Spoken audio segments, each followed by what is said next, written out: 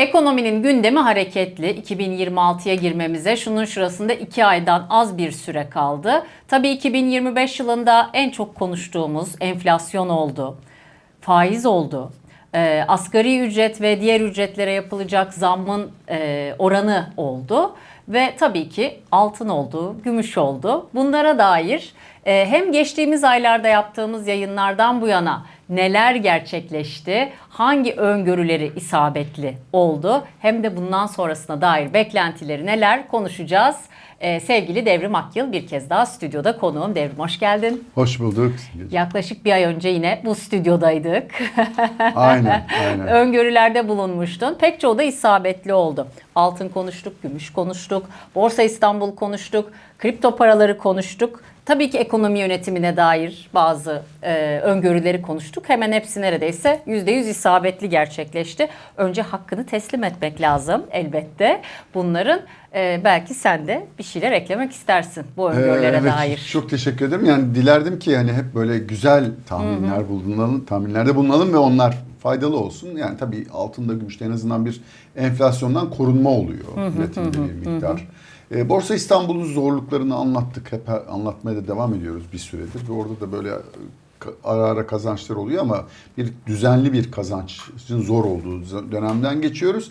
Ama tabii Türkiye'nin maalesef ekonomi programı gerçekten, yani Sayın Mehmet Şimşek yine yayınlarda görüyorum, bir televizyon kanalında dün gördüm yayınını.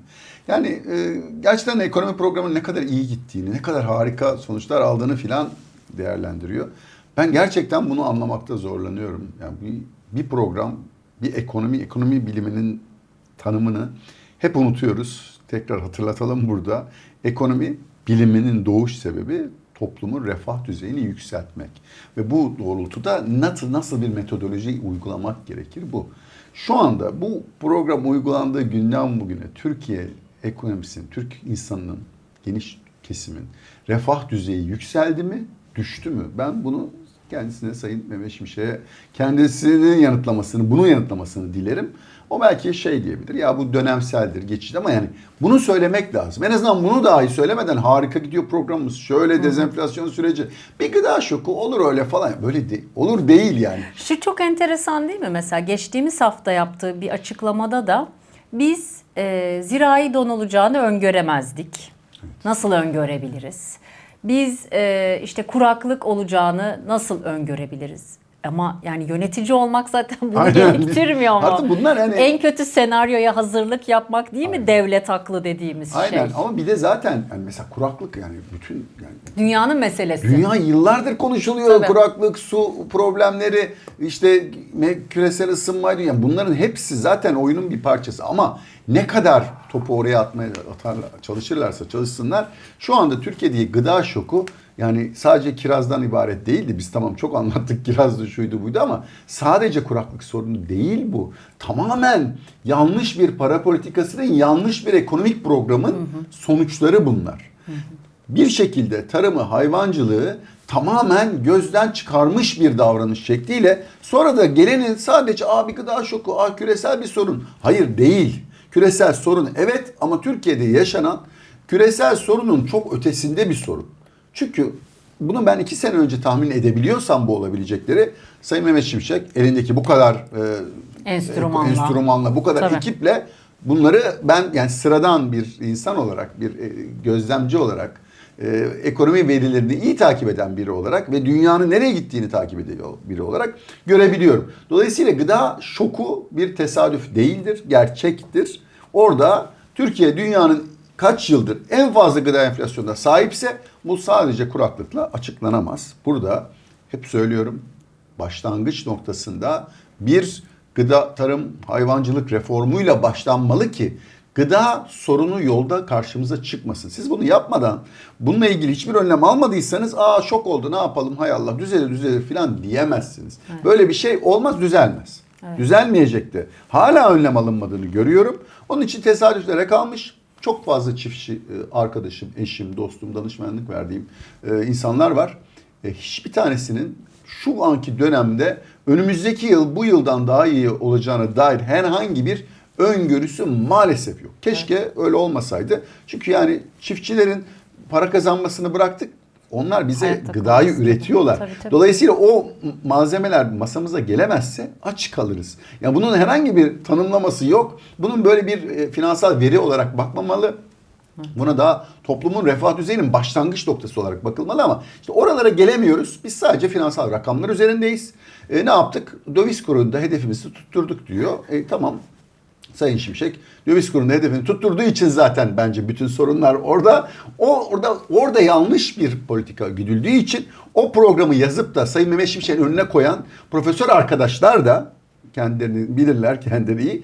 Onlar da aslında yaptıkları işin ne kadar iyi olduğunu hala düşünmeye devam ediyorlar. Ve ben de zaten buna çok üzülerek ve esefle bakıyorum. Doğru. Çünkü sorun bu programın çalıştığını veya çalışacağını düşünüyor olmaları ve bunun maalesef vatandaşa daha da sancılı bir döneme doğru götürdüğü kaçınılmaz son.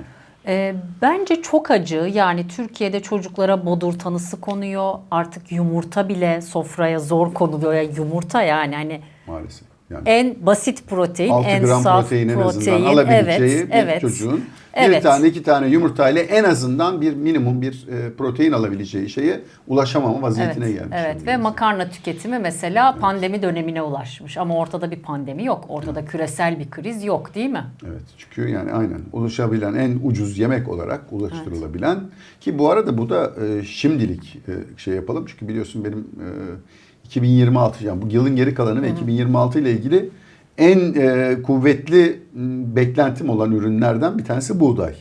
Dolayısıyla bu yani iyimser bir şey değil maalesef. Hani yatırım açısından, izleyici açısından belki kazanç açısından, enflasyonu korumak için iyi ama dünya ve Türk halkının geniş kesimi için buğday fiyatlarının yukarı gidecek olması eğer tahminim doğru çıkarsa ve yukarı hareket olursa bu az önce söylediğin yani makarnayı dahi zor ulaşmaya noktasına doğru gideriz. Doğru. Çünkü ben hani ciddi bir yükseliş bekliyorum. O ciddi bir yükseliş maalesef maliyetlerde sayın şeyde sonra yani yine Sayın Mehmet Şimşek diyecektir ki ya bir gıda şoku daha yaşandı. Buğday da yukarı gitti. Ben buradan öngörüde bulunayım kendisine. Daha önce altının da yukarı gideceğini söylemiştim. Kendisi altın metal deyip kota getirdi ve Türk halkının ucuza altın toplayıp dünya nezdinde de hem enflasyonda konuyu hem de Türk halkı toplum olarak daha zenginleşmemizin maalesef önüne geçti. Bu çok önemli bir detay aslında. Çünkü o kotalar kendince bir cari denge açısından bir açıklamasını yaptı ama o tamamen kendi programının başarısını göstermek içindi. Türkiye'nin daha fazla altın ithal edebilseydi ucuzdan, halk daha fazla altın alabilseydi ucuzdan bugün daha zengindik. Yani altın bu kota geldiğinden bugüne %100 yukarı gitti. Yani 2100 dolarlardaydı bu kota geldiği sırada. Bu 4300 dolarları gördük. Yani aslında dolar bazında 1,5 yıl gibi bir zaman biriminde Türk halkı genel toplum olarak biz dolar bazında 2'ye katlayacaktık servetimizi. Servet olarak bu toplumun servetidir. Tabii. Buna kota getirip buna erişimi zorlaştırma bölümü tamamen sadece bak tekrar söylüyorum. Burada zannediliyor ki burada başka bir amaç var. Hayır. Cari açık verdiğimiz için, cari açık da oradan olduğu için programı kötü gösterecek diye. Bu programa cari açık verdiriyor. Biz kuru tuttukça işte sırf bu istatistiği sunabilmek için yapılmış bir kota uygulamasıdır ve onca kaçakçılığa sebep olmuş. Onca Türk halkının da çok daha ucuz altın erişimini engellemiştir. Ben gerçekten bununla ilgili başka açıklamalar yapılabilir ama işin gerçeğin ben böyle olduğunu düşünüyorum. Beklentini soracağım altın ve gümüşle ilgili ama yastık altındaki altının enflasyona neden olduğunu söyledi. Merkez Bankası Başkanı. Evet. Malum. Ya şöyle enteresan bir dönem yaşıyoruz. Yönetenler yönettiklerine karşı bir mahcubiyet duygusunu yitirdi bence. Sorumluluk ve mahcubiyet duygusunu. Geçtiğimiz haftalarda da SGK Başkanı emeklinin düşük maaş almasını emeklilerin ölmemesine bağladı. Yani çok gerçekten ayıp bir şey yani kelimeleri bu. seçmekte biz zorlanıyoruz, onlar zorlanmıyorlar. Evet, Pat diye evet. akıllarından geçeni galiba söyleyiveriyorlar. Evet. Yani bir ölseniz de ödemesek mi demek istiyor? Ne demek istiyor ben tam anlayamadım ama. Biz gülüyoruz ama gerçekten dram. Yani çok bu trajikomik. Evet, trajikomik sahneler.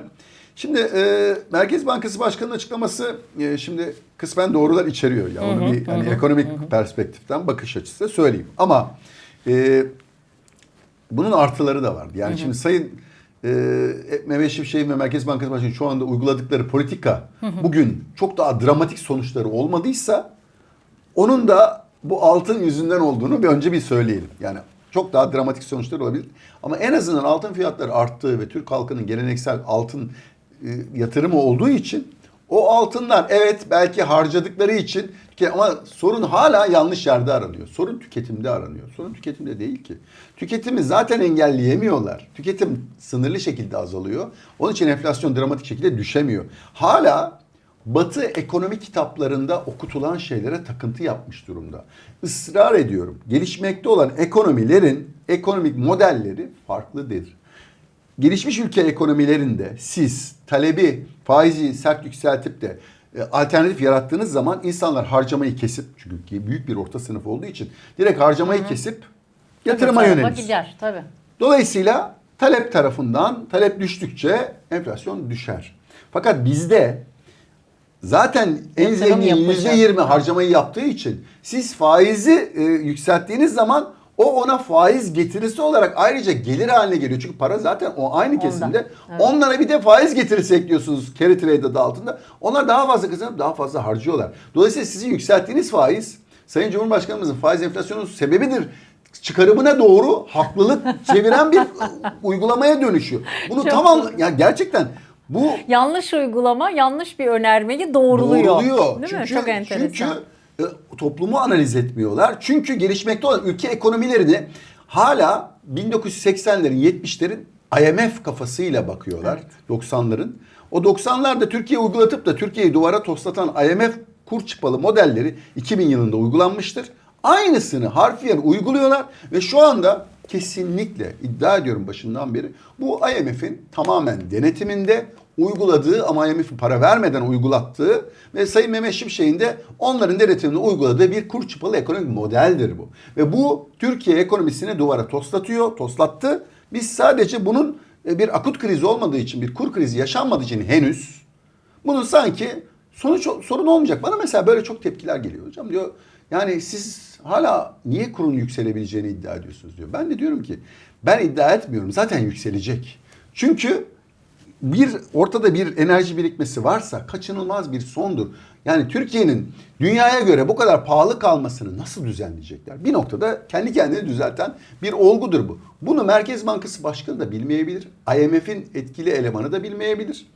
Sayın Mehmet Şimşek de tarihini bilmeyebilir. Bu sadece kendi kendine birden o kıvama geldiği zaman patlama yapacak bir noktadır. Bu işleri biraz ekonominin davranışsal etkisini ve bunun da biraz da zamana yayılan etkilerini analiz etmeyip sadece biz yaparsak olur, yapmazsak olmaz diyen bir algı var.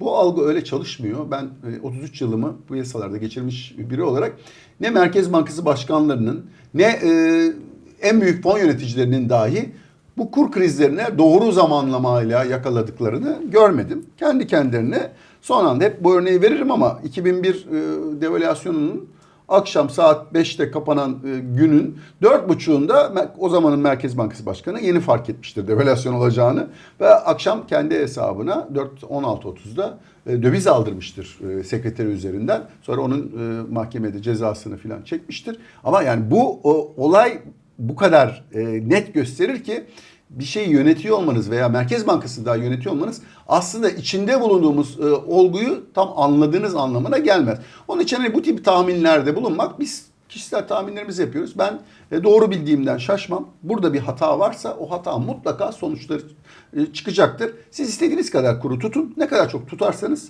o kadar yüksek maliyeti. Mesela şimdi ayda %2.26, 2.56 TÜİK enflasyonu geldi. İşte İstanbul Ticaret Odası 3'lerin üzerinde geldi. Hani vatandaşa sorsan 3.5-4 enflasyonu olduğunu söyler ki benim yaklaşık oralarda. Kur %1.5 artıyorsa bunu da alkışlayan iktisatçı arkadaşlarımız var. Ben de diyorum ki o aradaki farklar ekonominin üzerinde maliyet olarak birikiyor. Birikiyor. O bedeli bir şekilde ödüyorsun. Evet. Ve siz dünyaya göre pahalısınız. Çok ürün satamıyorsunuz. İthalata bağımlı. Ne kadar kuru tutarsanız o kadar daha fazla ithalat istiyorsunuz. O ithalatı yaptıkça bu döngü kendi kendini besleyen bir canavara dönüşüyor. Ve sonunda kaçınılmaz patlamayı ne kadar geciktirirseniz o kadar büyük etki yapacak bir şeye çeviriyorsunuz. TÜİK yine bekleneni yaptı aslında Ekim ayında. Beklentinin altında bir evet. enflasyon açıkladı. Bu tabii asgari ücret, emekli maaşı ve asgari ücrete komşu ücret alan milyonları yakından ilgilendirdiği için sormak isterim yıl sonuna dair. Beklentini sen revize ettin mi Sayın Şimşek? Ettik dedi çünkü 26-29 hedefi bandı tutmayacak Evet. dedi. Ya şimdi burada 30'un sembolik altını bile tutturamayacaklarına dair bir görüntü var. Yani bilmiyorum, Kasım Aralık'ta bir yaratıcı bir şeyler yapabilirler. Yani normalde daha da agresifleşebilir TÜİK tarafı. Onu tam öngöremiyorum. Onu yani şimdi bizim yaptığımız bütün tahminler gerçekten yani TÜİK ne yapar falan gibi. Yani ne olur, veriler şöyle gelişiyordu filan. Yani tabii bazı ekonomist arkadaşlar böyle ekonometrik modellerle bunu açıklıyorlar. Ben onu da çok dikkatle izliyorum. Şaşkınlıkla. Nasıl yani? Ya işte şu verilere baktık filan diyorlar. Yani ben gerçekten o verileri neyle bakıyorum, bazen dinliyorum. Bizim işte şu tahminlerimiz doğrultusunda falan çıkıyor. Bir eğitim harcaması var mesela. İşte ya mesela en bütçedeki o enflasyon rakamındaki en yüksek rakamlardan bir tanesi. Ya hep söylüyorum, aynı kesim eğitimi ya. Kim paralı okullara gönderebiliyor çocuğunu? Eğitim harcaması dediğimiz harcamanın önemli kısmı paralı okulların aynı kesim gönderiyor. Yani hep bunun üzerinden dönüyoruz ve hala farklı yerlerde arıyoruz. Çok net şekilde burada herhangi bir azalma, yavaşlama yok. Expat arkadaşlarımla konuşuyorum. Yani Türkiye'de veya dünyanın değişik yerlerinde hiçbir expat, yani dünyanın değişik yerlerinde Türkiye'de artık çalışmak istemiyor. Yani Türkiye'deki çocuklarının okul masraflarını karşılayamamaya başladıklarını maaşlarıyla, kiralarını eğer şirketleri ödemiyorsa asla karşılayamadıkları noktaya doğru. Dolayısıyla gitgide ülkenin işletme kalitesi de düşmeye başladı. Gelmek istemeyen yani kaliteli yöneticiler de olmamaya başladı. Yani iş alemi de gerçekten her tarafından fokurduyor. Dolayısıyla biz uluslararası sermayeyi şöyle çekeceğiz, böyle çekeceğiz diye anlatırken kaçırıyoruz. Ve mesela bir asıl bomba bugün sanırım gözüme çarptı. Nakliye şirketleri şu anda en çok yaptığınız iş ne dendiği zaman tırlarla fabrika taşıyoruz diyor. Tırlarla fabrikaları yüklüyorlar. Yani en büyük iş yaptıkları iş şu anda Mısır'a, Fas'a, Tunus'a filan fabrika taşıyorlar. Bu çok vahim bir durum yani. Bunun hani oraya bir iş, geçici bir iş oluyor ama Türkiye belki kaç tane istihdamını kaybediyor ve daha sonra da ithalatçı haline gelecek o ürünleri. Evet. Türkiye'de üretilen ürünler Mısır'da üretilip Türkiye'ye ithal edilecek. İthal edilecek, çok doğru. Ben de mesela arada esnafla sohbeti seviyorum. Lostra'ya geçen gün gittim. İşler nasıl dedim, yetişemiyoruz dedi. Terziye gittim, nasıl işler dedim, çok iyi dedi. Ya çünkü insanlar gerçekten eldekini en uzun süre kullanabilmek, bakımını yaptırıp yeniden kullanabilmenin derdinde. Yani bu sürdürülebilirlik açısından çok güzel. Evet. Ama sürdürülebilirlik bilinciyle yapılmıyor. Aynen. Yani insanlar doğaya evet. Yani doğaya daha az zarar vereyim, daha az kaynak tüketeyim diye yapmıyor ama. Hoşuna gidiyordur ama ekonominin genel döngüsü için de bunlar çok kısa uzun vadede belki bazı artıları olabilir ama kişisel yatırım açısından belki faydalıdır tasarruf. Evet. Devlet açısından da yani uzun vadede bazı tasarruflar faydalıdır ama şu anda senin verdiğin örnek daha çok tasarruftan çok insanların artık tüketecek gücü olmamasıyla ilgili. Tabii yani kaynağı varsa bunu çocuğuna ayırıyor. Kendisi varsa bir ayakkabısı, elbisesi onu en uzun süre kullanabilmenin derdinde. Fakat Türkiye ne zenginmiş. Aynen öyle. Aynen. Yani başka bir ülke olsaydı. Kesinlikle. Ya biraz tabii bu yani ben insan olarak da Türkiye'nin yani ruhen de zengin olduğunu düşünüyorum ben birçok açıdan.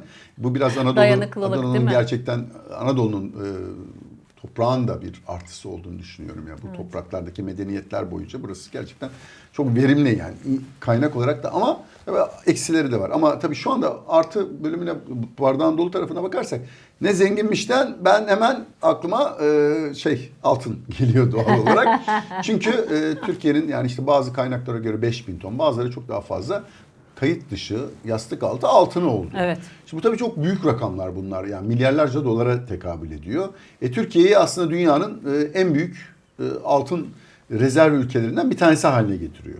Şimdi bu altının böyle 1,5 yıl içerisinde %100 dolar bazında değerlendiği bir ortamda doğal olarak bu varlık işte aslında bence hani uygulanan ekonomik politikasının bu kadar rezalet bir politikanın paketin, programın neyse adı vatandaşa etkisini bir miktar sınırlıyor. Çünkü en azından altına olan ne yapıyor? Biraz değerlendi. Mesela benim şimdi izleyicilerim arasında çok fazla altın ve gümüş yatırımcısı olduğu için, çok iyi de kazandıkları için bir miktarını ben ısrarla hani yani hedefinize geldiyse yani mesela bundan sonra ev fiyatları altın bazında değerlenmeye devam eder. Yani düşer mi, değerlenir mi diye sorular geliyor bana. Ben de ısrar ediyorum ki ya bunun değerlenecek olması. Ben hala altın, gümüşün 2028 yılına kadar altın, gümüş, platin ve bütün emtia döngüsünün devam edeceğini düşünüyorum. Dolayısıyla büyük ihtimalle birçok ürüne göre bu ürünler 3 yıl, 2,5-3 yıl vadede daha çok getiri sağlayacak. Ama siz bir hedefiniz vardı, bir ev almak istiyordunuz. Israrla söylüyorum yani geldiyse hedefinize fazla beklemenize gerek yok. Zaten hedefiniz buydu. Onun için ya sonra düştü de kaçırdım falan dememek Demeyin. için sat altınını, al evini, keyfini, hayatın tadını çıkar, yaşa. Doğru. Şimdi bunları yapmamak, ya ben daha çok tasarruf edeyim, daha fazla kazanayım. İşte bu tip hırslar doğru değil. Ama yani ben hayır hedefime ulaşamadım veya kısmen ulaştım.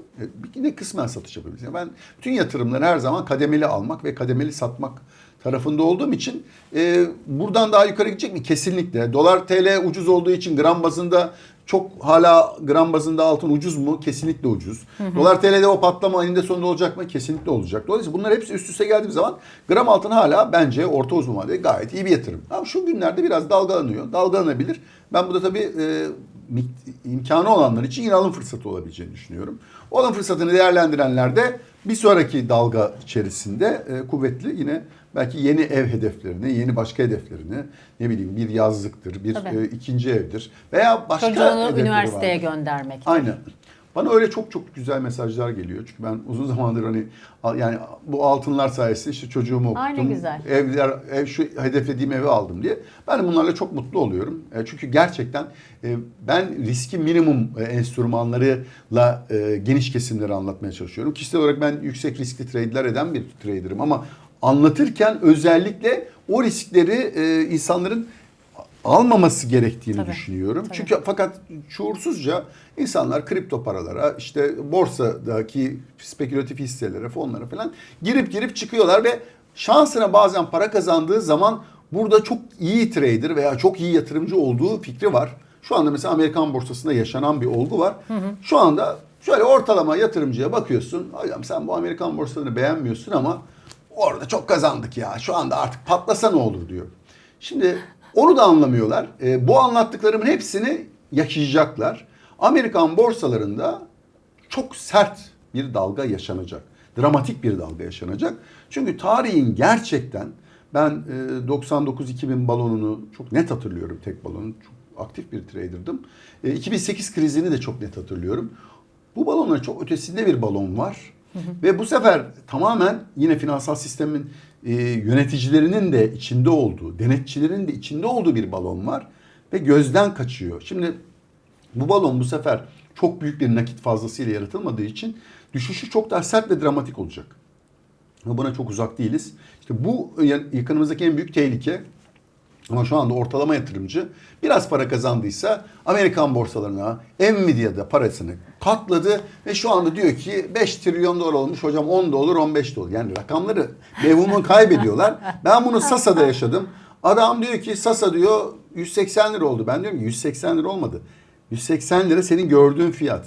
25 milyar dolar, 24,5 milyar dolar oldu. Bu Sabancı Holding, Koç Holding, İş Bankası, Ereğli Demirçek hepsini üst üste koyduğun zaman bir tane Sasa ediyordu. Bu söylediğim 2021 Kasım'ı için geçerli. Bu dedik ya böyle sürdürülemez bir durumdu. O zaman onu anlattık. Anlattıktan sonra da ne kadar dramatik bir şey yaşandığını gördük. Şimdi bunun da Nvidia'daki 5 trilyon doların ya Sasa ile Nvidia karşılaştırma, kesinlikle karşılaştırılır. Çünkü çok benzer şeyler var. Orada da bir finansal mühendislik vardı. Bir patern mi var orada? Kesinlikle bir finansal mühendislik var bu işin içinde. Finansal mühendislikleri eklediğiniz zaman maalesef toptan çok dramatik şeyler yaşanıyor.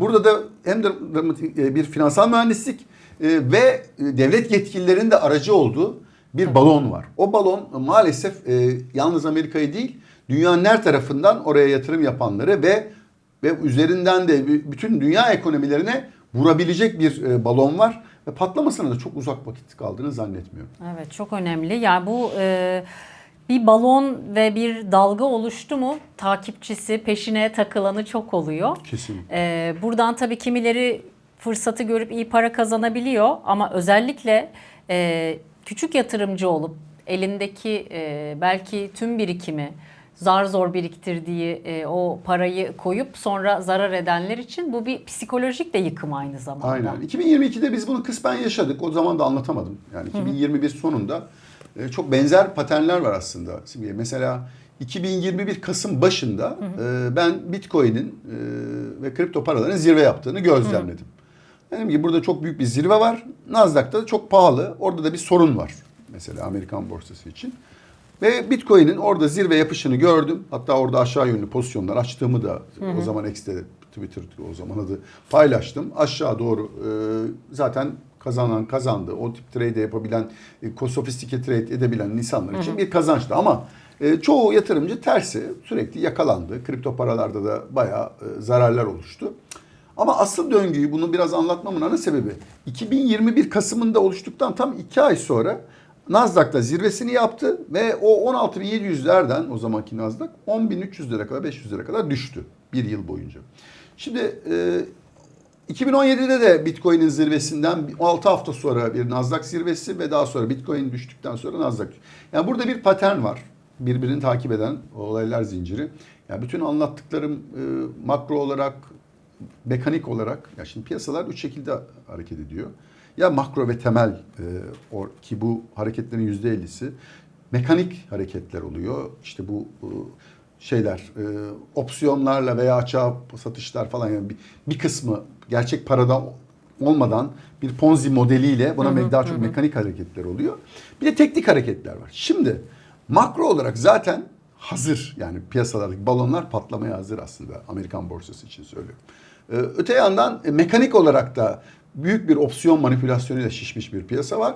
Ve teknik olarak da zaten çok şişmiş, her an aşırı alımda olan Amerikan borsaları var. Ve bu teknik paterni de Bitcoin'in ve kripto paraları takip ediyor. Şimdi biraz böyle karışık anlatıyor gibi gelse de Amerikan borsalarında o kadar dolaylı yoldan hepimizin bağlantısı var ki Amerika şu anda bütün dünya ekonomileri o yapay zeka üzerinden bu konuya odaklanmış durumda. Doğru. Ve aslında yapay zekanın karlılığı nasıl çalıştığı konusunda kimsenin fazla bir fikri yok. Herkes diyor ki olur mu hocam yani yapay zeka falan. Herkes biliyor ama tamam nasıl ne kadar para kazanıyor mesela? Yapay zekadan kim ne kadar kazanıyor?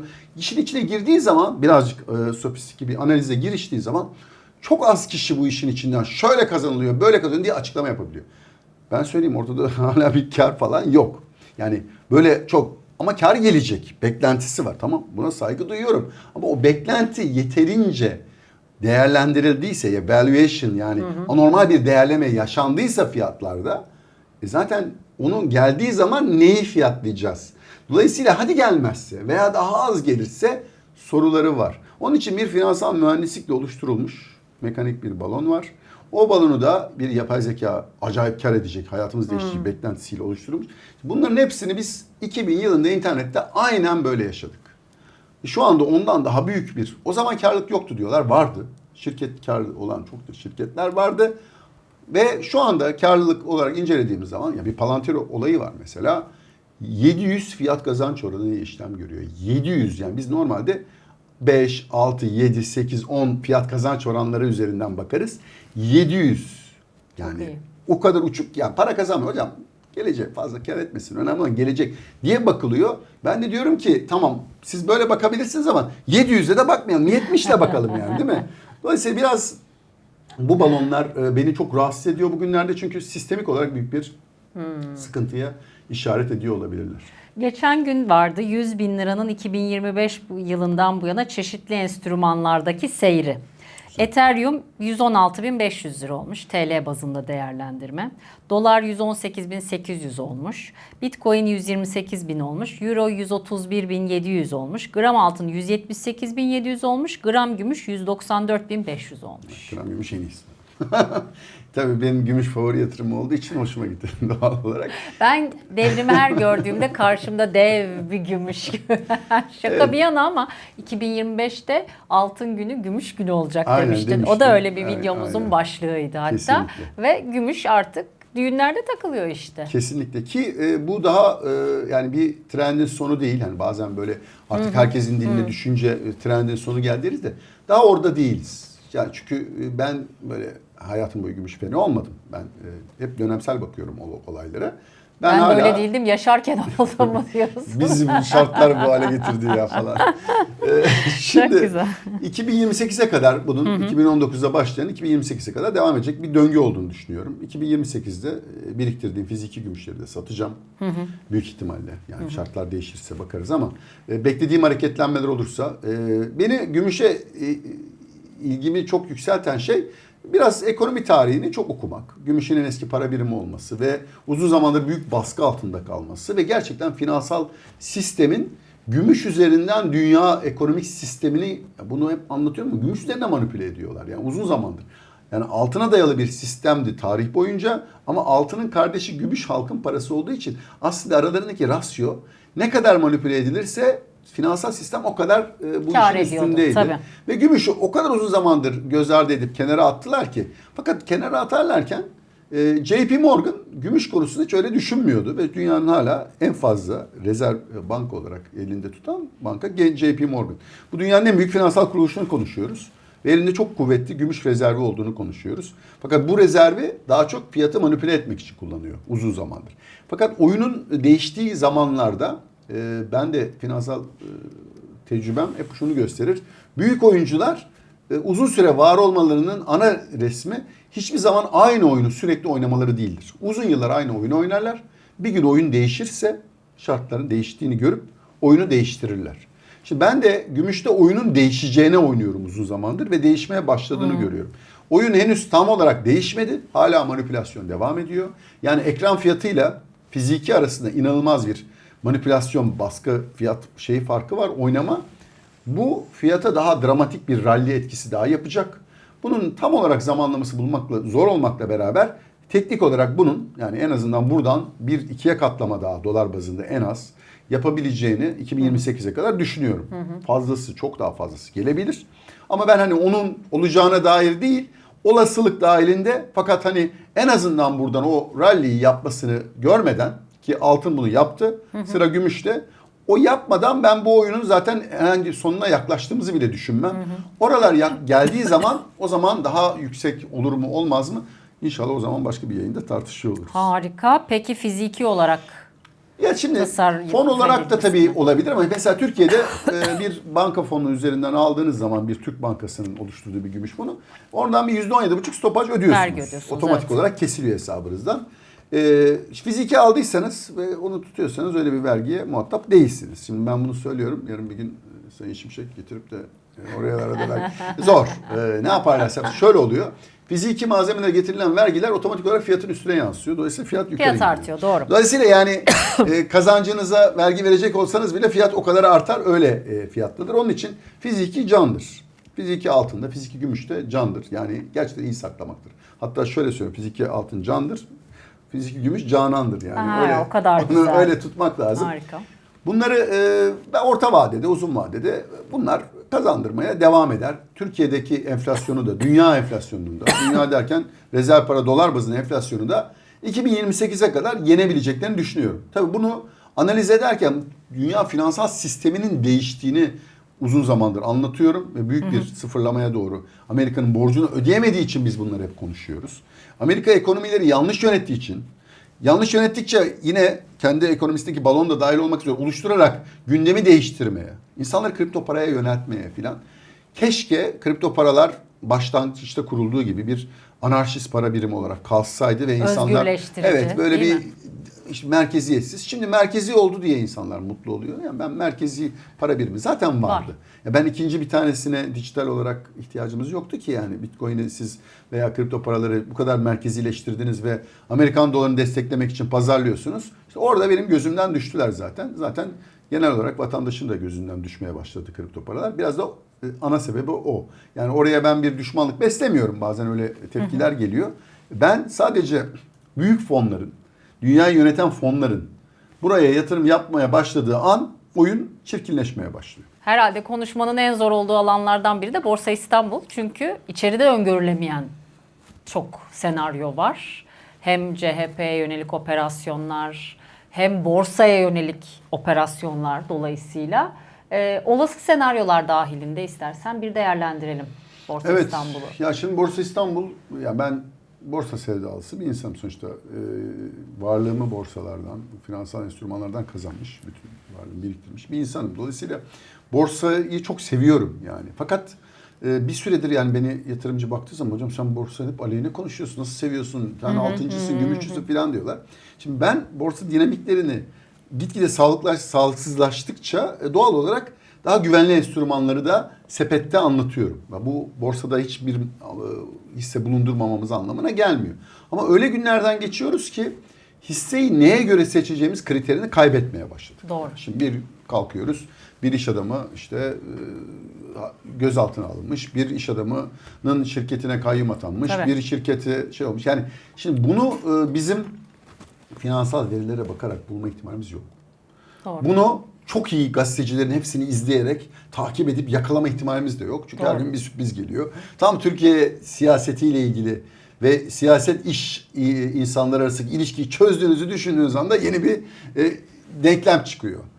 Dolayısıyla bu konuda en iddialı konuşanların bile bence çok iddialı konuşmayı bırakması lazım. Çünkü ben gerçekten bu kadar yılımı Türk ekonomisini takip etmeye, bu işlere adamış bir insan olarak şu andaki denklemde neyin ne olduğunu böyle bir çırpıda açıklayabilecek kapasitede değil. Dolayısıyla yatırım yaparken şimdi bu faktör nereden çıktı? Yani bunu nasıl denkleme koyacağız? Zor.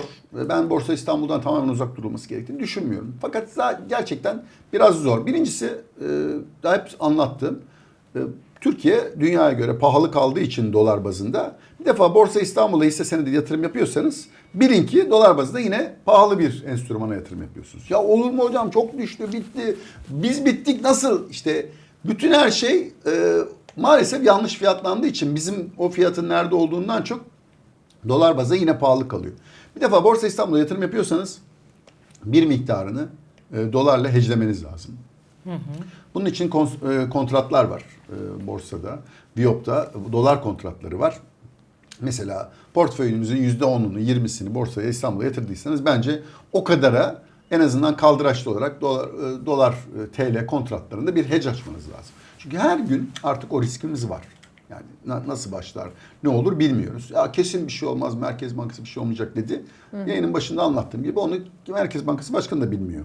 Ne zaman başına ne geleceğini ben söyleyeyim yani dolarla ilgili olarak söyleyeyim. Bir anda o dolar bir sabah kalkacak. Aa ya büyük bir şey var. Nereden çıktı? Ya işte şu gözaltına alındı. Bilmiyoruz yani. Bunun neyle tetikleneceğini de öngörmek çok mümkün değil. Ben zamanlama olarak sadece tarihsel olarak analizler yapıyoruz. Belli bir döngünün içindeyiz. Bu döngü içerisinde bir sert hareket olmadı olacak. Şimdi o hareket geldiği zaman siz Borsa İstanbul'da neye yatırım yapmış olmak istersiniz? Dolar bazında çok borcu olmayan şirketlere yatırım yapmış olmak istersiniz. Yani orta uzun vadeli yatırım yapacaksanız en azından net döviz pozisyonuna bakacaksınız. Net döviz pozisyonunda çok eksi olmayan şirketleri. Ama o şirketler bir süredir para kazanamıyor. Çünkü yani adam döviz riski almamış. Bu sefer de döviz riski alanlar kazanıyor biraz en azından. Bir o var. Bir de programa inanan şirketlere yatırım yapmayacaksınız. Çünkü program enflasyonun düşeceğini varsayıyor. Tabii. Yani Fazla iyimser. Evet. Siz enflasyonun düşeceğini oynayan şirketler para kazanamıyor. Enflasyonun devam edeceğine inanan şirketler yani enflasyon riski alıp da nasıl olsa bu devam eder deyip enflasyonist dönemden para kazanan şirketler kazanmaya devam ediyor. Dolayısıyla analizi böyle yeni boyutlar katmanız gerekiyor. Doğru. Şimdi bunları yapabilirseniz Borsa İstanbul'da hala yatırım yapabilirsiniz. İşte perakendeydi, gıdaydı, içecekti. Bu sektörler şimdilik hala bence görece daha az riskli ama orada da diyorum ya faktöriyel olarak bir de devlet şirketleri doğal olarak hani yani el koyulamazlar en azından. Yani devlet kendi şirketine bir tür daha el koymaz diye varsayıyoruz yani hani bir sorun yani. Şimdi bu riski ortadan kaldırmış olduk. Biraz yine trajikomik hikayeler anlatıyor gibiyiz ama ben hani çok aşırı karamsar değilim. Teknik olarak değilim. Ama o dolar bazında sorunu aşarsanız borsanın da yani hatta önümüzdeki 3 ila 6 ayda böyle bir kısa vadede sanki bir karamsar haberler daha gelecek. Sonrasında sanki çok iyi bir rallinin içine gireceğiz gibi bir görünümü var teknik olarak bakınca. Peki yıllardır aslında dolar bazında kazancının neredeyse Borsa İstanbul'un aynı olduğunu gösteren bir grafik görmüştüm. Maalesef öyle. Yani uzun vadede... Ya şimdi tabii o endeks bazında bir analiz. hisse bazında bazen daha dramatik görüntüler de var ama çok kazandırmış hisseler de var. Doğru. Onun için biraz hisse seçmek bizim borsamızda önemli. Hani böyle dolar bazında grafiğinde böyle hiçbir yere gitmemiş hisselerin aslında çok daha anlamı olmayabilir. Dönemsellik arz eden hisseler var. Ne bileyim, bir Ereğli Demir Çelik var mesela. Borsanın büyük hissesi ve olduğu için rahatlıkla söyleyebiliyorum. Likit bir hisse olduğu için. Mesela bunun böyle 2 yıllık döngüleri var. 2 yıl yukarı, 2 yıl aşağı gidiyor. Şimdi o yükseliş döneminin içindeyiz ama bir türlü kıvrana fazla, yani yine görece fena değil diğer hisselere göre ama büyük bir performans veremiyor. Şimdi mesela bunun gibi. Biraz dolar bazında analizlere bakıp mesela dolar bazında uzun süreli, düzgün, belli bir kazanç getirmiş şirketlere yine bence yatırımlar yapılabilir. Ama hani böyle trendi olmayan, çok iniş çıkışlı hisselere de çok düştüğü yerlerde söylediğim gibi faktörleri aradan çıkarabiliyorsanız, siyasi riskleri ve işte o el konur mu, şu olur mu filan, bunların analizini yapabilecek kapasiteye de düşünüyorsanız kendinizi, birazcık bu tip şirketlere de yatırımlar yapılabilir. Ama birazcık yumurta sepet misali, hani hisse seçerken ben normalde 4-5 senetten fazlasına yatırım yapılmamalı diyordum ama bu ortamda ne bileyim riskler arttığı için belki adeti biraz daha arttırmakta fayda olabilir. Yani borsanın tamamen dışına düşmemek lazım.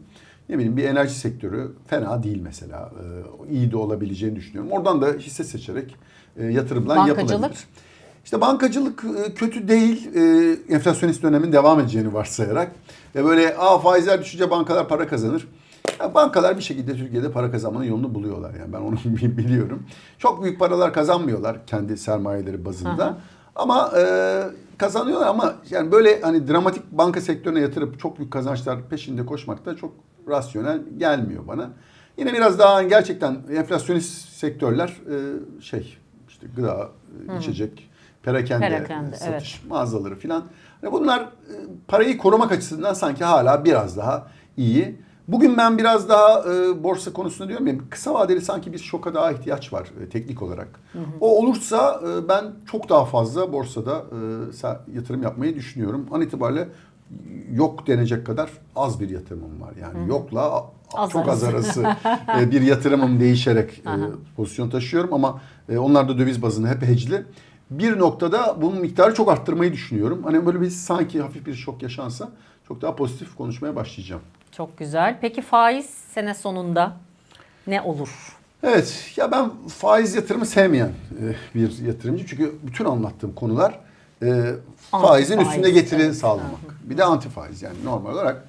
Ya ben, birisi size bir faiz ödüyorsa bilin ki daha fazlasını kazanmakla yükümlüdür. Şimdi vatandaşı daha fazla faiz ödüyorsa bir devlet vatandaştan daha fazlasını alıyordur. Doğru. Dolayısıyla yani size bir faiz veriliyorsa ben ondan fazlasını enflasyonla aldıklarını düşünüyorum. Yani dolayısıyla biz TÜİK enflasyonuna göre pozitif reel faiz verdiğimizi iddia ediyoruz. Ben bunu da saçma buluyorum. Dolayısıyla ben faize yatırım yapmıyorum.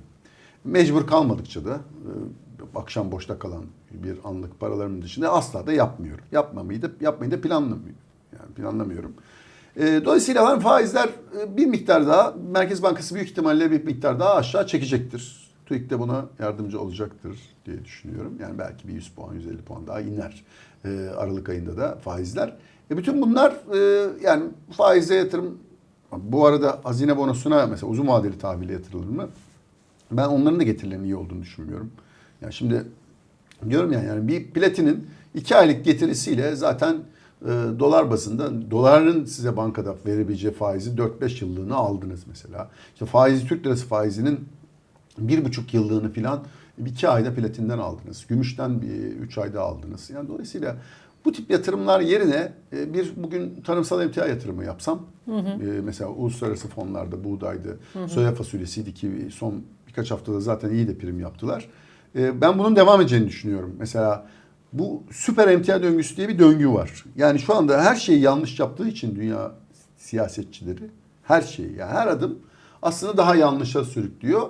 Bu tip dönemler 1970'lerde çok benzerleri yaşanmış. Bu tip dönemlerin hep sonu emtia fiyatları kontrolsüz yükseliyor.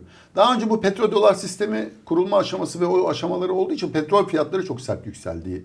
Bu sefer petrolden çok bu fiyatlamayı emtiada görüyoruz. Önce altında görüyoruz. O zaman altın da yükselmişti. İşte gümüşte, platinde görmeye başladık. Yavaş yavaş diğer emtia ürünlerinde göreceğiz. Onun için tarımsal emtia Burada böyle gözden uzak kalmış, kenarda duruyor. Bence mesela en güvenli, en az riskli yatırım aracı şu anda işte buğday başta olmak üzere buğday, soya fasulyesi, pirinç gibi emtia ürünlerinden ufak ufak sepete bir miktar eklemeler yapmak kaldıraçsız şekilde. Bunlar bence döviz bazında aşağı riski az, yükselme potansiyeli çok daha fazla ürünler. Ben bu ara portföyümde en çok önemsediğim ürünler bunlar. Küçük yatırımcı da bunu senin anlattığın teknikle veya perspektifle anlatmıyor ama şöyle hayata geçiriyor. Evinde nohut, bakliyat, zeytinyağı stokluyor. Yani doğru da yapıyor. Çünkü gerçekten Evet. onların fiyatları da orta uzun vadede bu anlattığım global fiyatlamadan mutlaka etkilenecek. Ya da mesela gidiyor zeytinlik alıyor. Evet. Tarla alıyor. Kendini Ona da ekip biçmek. pozitif bakıyorum. Çok Evet. pozitif bakıyorum. Hatta yani orada tabii dramatik fiyatlamalar ve tuzaklar olabiliyor. Tabii, o tip tabii. yani böyle küçük kurnazlıklara falan mağlup olmuyorlarsa bence zaten hedeflerden biri olmalı. Toprak Hatta mı? uzun vadede evet yani uzun vadede bütün anlattığımız enstrümanlar daha iyi kazandırır. Doğru yerde alınmış bir tarım arazisi bütün yatırımlardan, bir ev yatırımından da, bir altın yatırımından da hepsinden çok daha iyi kazandırır. Yani buna arsa dersiniz, tarım arazisi dersiniz. Her şekilde uzun vadede ama doğru yerde alınması lazım. Bazen böyle çok uçuk yerlerde Allah'ın unuttuğu yer diye tabir ettiğimiz yerlerde Ya böyle... da zaten değerlenmiş. Evet ya da zaten değerlenmiş yerlerde çok pahalı fiyatlardan alıyorsunuz. Bu böyle paketlenmemiş olmasına dikkat etmek lazım. evet. Yani biraz böyle ya lokal emlak çeteleri ya da işte global emlak çeteleri size bazen böyle paketleyip Evet. bir ürünü çok pazarlar. Ona dikkat edeceksiniz. Ya bir de FOMO oluşuyor. Yani kaçırıyorum deyip mesela hani bir ara Bodrum'da yazlık öyleydi. Aynen, maalesef. Şimdi o mesela Bodrum yazlıkları son bir yılın en dramatik fiyat düşüşünü kaydeden özellikle döviz bazında. Şimdi biraz da orada tabii fazla ev alan iş adamlarının da evleri vardı. İşleri kötü gidince sanayici. Adam fabrikasını kapatırken doğal olarak evi de satmak Sattı, durumunda tabii. kaldı. Şimdi hem fazla arz fazlası biraz. Bodrum biraz tabii yatırım için bence ne kadar doğru bir yer sorgulamak lazım. Bodrum çok Tabii. güzel bir yer. Uzun vadede yine orada yani yaşayacaksanız, oturacaksınız bence yine güzel bir yer ama altyapı sıkıntıları da var. Çok. Fiyatlama olarak da ucuz değil. Hala ucuz değil. Onun Tabii, için tabii. mesela oraya da yatıracağınıza ne bileyim daha ilgi görmemiş Kuzey Ege'de bir yere yatırım yapmak belki. Hani oralar da gerçi bayağı ilgi gördü ama hani mutlaka hala ilgi görmeyen bölgeleri Tabii. vardır. Tabii. Oralar biraz daha cazip olabilir. Ya da ülkenin başka güzel noktaları var yani. Gerçekten Anadolu harika bir yer yani. Neresine giderseniz bir şey var ama bu tip şeyde yatırım yaparken de yani böyle oraya ben alayım işte yaparım biraz hayal de oluyor. Yalnızlık öyle herkesin yapabileceği şey değil. İnsan sosyal bir varlık. Kesinlikle, çok yani zor. arkadaşlarınızı, eşinizi, dostunuzun olamayacağını veya çocuklarınızın sizinle beraber olamayacağı bir ortam yaratırsanız çok bir faydasını görmezsiniz. Yani bunu oraları bırakalım. İstanbul'da mesela işte Kemerburgaz'a veya Zekeriyaköy'e taşınıp 2 yıl sonra ya yok ben yapamıyorum deyip diyenler. dönenler var yani. Aynen. Çünkü gerçekten insan sosyal bir varlık ve elinin altında bir şey bulabilmek büyük bir lüks yani. Benim için de Kesinlikle. öyle. Onun için biraz böyle plan yaparken biraz gerçeklikten de kopmamak lazım. Doğru, Böyle. evet. Hani hikayeler, masallarda gibi değil hayat. Böyle pat diye önünüze düşüverir birden. Keşke olsa canım tabii yani bir yerde bir arsa bulsan ve 7 ceddine yetse yani ama Evet. Sonra gelmiyor o 7 ceddin diye. Yerleşmek Evet, evet, istemiyor. evet, Yine evet. yalnız kalırsın. Yine yalnız Yani kalıyorsun, Çok, biraz doğru. böyle çok kolay denklemler değil yani. Peki 2026 yılında bir erken seçim kararı alınırsa faizler düşürülüp yine nas politikasına dönüş olur mu? Tabii. Yani neden olmasın? Daha çok nas politikasının mimarı demeyeceğim ama ön yüzlerinden bir tanesi Sayın Nurettin Nebati'yi de görmeye başladık daha fazla bu aralar meydanlarda, oralarda, buralarda, medyada. Ya tabii şimdi bu yani o Nebati ile olacak anlamında söylemiyorum. Şimdi Ali Babacan'ın adı çok gündeme geldi. Ha evet ihtimal veriyor Evet musun? Ali Babacan mesela bir seçim politikası götürebilecek bir insan olmamakla beraber görüntü olarak en azından anlattıkları itibariyle ama biz hani anlatılanlarla uygulamaların çok birlikte olmadığını görüyoruz. Yani ben her şeye her zaman ihtimal dahilindedir ama Ben maalesef Sayın Ali Babacan'ın dönemini de ekonomik başarı gibi anlatılan dönemi de çok doğru bulmuyorum. Yani o zaman da kurla ilgili yanlış politikalar vardı. Türkiye yine pahalandırılmıştı. Ama uluslararası nakit akışı olduğu için fark edilmiyordu. Biz o gelen nakitleri işte AVM'lere, yollara filan gömdük. Büyük yükselen gökdelenlere filan. Sonra sorun yaşadık. Yani gelen sermayeyi, uluslararası sermayeyi biz daha yapısal reformlara ve ülkenin daha sağlıklı bir gelecek hazırlanmasına harcasaydık, o çok başarılı bulunan 2002-2013 Ali Babacan'ın da aktif olduğu dönemleri daha kolay atlatabilirdik bugünkü sorunları da. Onun için ben Sayın Ali Babacan'ın da yani çok uyguladığı politikaları çok başarılı bulmuyorum. O zaman da IMF'in dayattığı politikalar. O açıdan büyük bir değişim, harika bir haber. Maalesef kendisini böyle yorumlamıyorum. Kendisinin söylemlerini son dönem özellikle çok güzel anlatımlarda bulunuyor. Yani söylemlerinin arkasında reformlar açısından durursa tabii ki daha iyi bir dönem olur ama kişilerden çok uygulanacak paketlere bakmak, programlara Doğru. bakmak lazım. Programlara. Çok teşekkür ediyorum sevgili Devrim Akyıl. Rica ederim, yine hayatın her tarafından Sohbet sohbette ettik. bulunduk. İzleyicilerinden, takipçilerinden aldığında seni en mutlu eden geri bildirimi sorayım. Demin aslında biraz ipucu verdin. Bir de en üzüldüğünü sorayım. Yani böyle gece uykunu kaçıran ne oluyor mesela? Yani önerdiğin bir hissenin düşmesi mi? Evet. Öngörünün yanlış çıkması mı? Ya şimdi ben tabii çok dikkatli konuşan bu konularda bir insanım ama tabii insanlar her söylediğimizi çok motomot alamayabiliyorlar. Bir de burada tabii biz ne kadar anlatırsak anlatalım, izleyicinin aldığı kadardır anlattığımız. Tabii. Dolayısıyla hani o başarıyı kısmen yakalıyoruzdur ama kısmen yakalayamıyoruzdur. Şimdi onun için ben hani her zaman izleyicilere böyle bir süzgeçten geçirsinler. Yani sadece benim söylediğimle hareket etmesinler. Beni izlesinler, başkalarını da izlesinler. Değişik yorumlara bakarak karar versinler.